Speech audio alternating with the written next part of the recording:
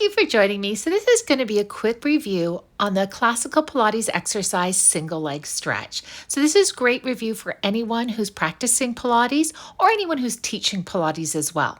So let's get down on our mat and we're going to start in neutral spine, which is a natural curve in the neck and in the lower back, or if you like, even elevating the head a little bit by putting a block below it. So the shoulders are anchored down, and with single leg stretch, we pull the right knee in and then the left knee.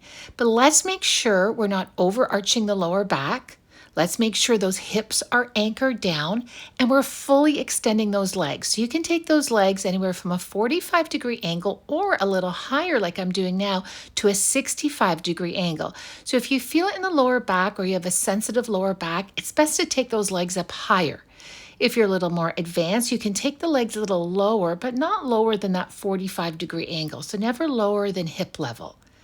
This is great for working the thighs, stretching through the hamstrings and the hips, and working those abs.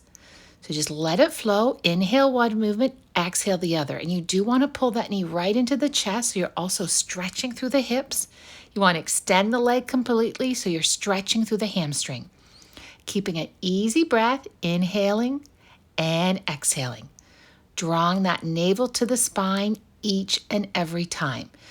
So you want to make sure those shoulders stay away from the ears. You're not tensing through the neck and the shoulders, that your hips are anchored down. You're not lifting the tailbone off the mat, and you're just letting it flow, reaching through the toes.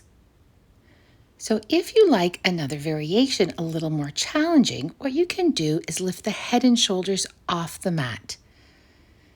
Draw that navel in. If you like another variation, you can pulse the knee in twice. We pulse, pulse, and then the other leg, and pulse. So whichever variation you're doing, you always want to make sure those abdominal muscles stay engaged.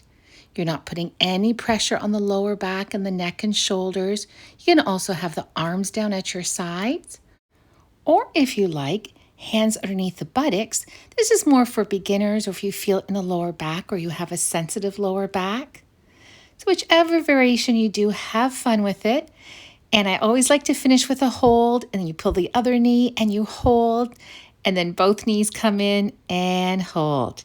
Single leg stretch is a great way to tone and strengthen the core and stretch out the hips, glutes, and lower back. Thank you for joining me, and please join me again where we review other Pilates exercises. Take care.